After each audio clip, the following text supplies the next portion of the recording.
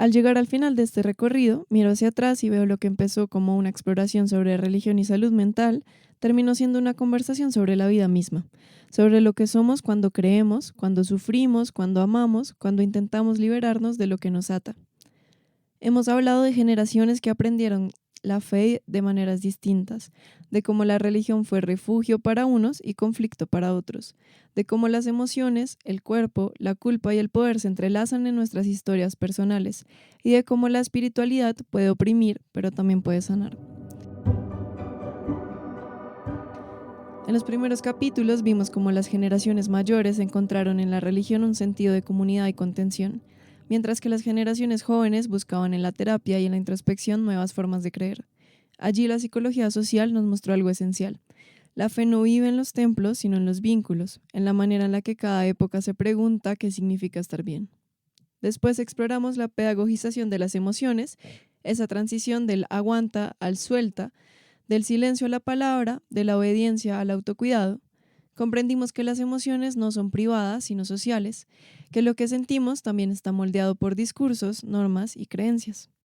En el capítulo sobre libertad y poder, aprendimos con Foucault, Fromm y Lagarde que el sufrimiento puede ser un dispositivo de control, pero también una puerta a la conciencia, que el dolor vivido con sentido libera y el sufrimiento cuando se estanca esclaviza. Y en el diálogo con la fe entendimos que el amor del Evangelio no es solo un dolor perpetuo, sino paciencia y esperanza, como enseña 1 Corintios 13 o Juan 10, la vida en abundancia, no la vida en penitencia.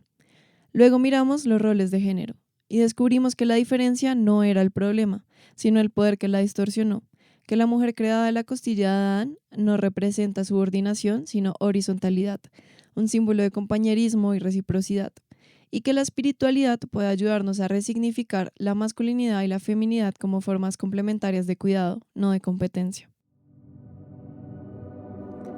En el 7º capítulo hablamos del autosabotaje como pecado interior, esa culpa aprendida que nos impide habitar la plenitud. Ahí, la voz de Gustavo Gutiérrez y Camilo Torres nos recordó que la fe, cuando se encarna en la vida cotidiana, deja de ser un mandato moral para convertirse en un proyecto de liberación.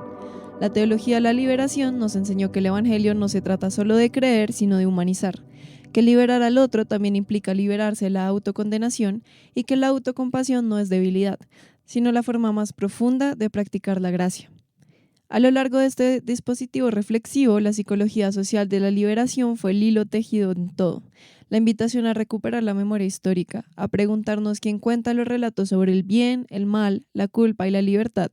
Nos enseñó a desideologizar el sentido común, a mirar el día a día, la vida cotidiana, los rituales, las palabras heredadas, y descubrir allí los mecanismos invisibles que moldean nuestras emociones y creencias. Nos recordó que la transformación empieza en lo ordinario, en cómo hablamos, en cómo perdonamos, en cómo compartimos la fe. Hoy podemos decir que la espiritualidad y la psicología no son polos opuestos, sino dos lenguajes que pueden escucharse. La una ofrece sentido y la otra conciencia. Ambas, cuando se integran, se vuelven cuidado de la vida.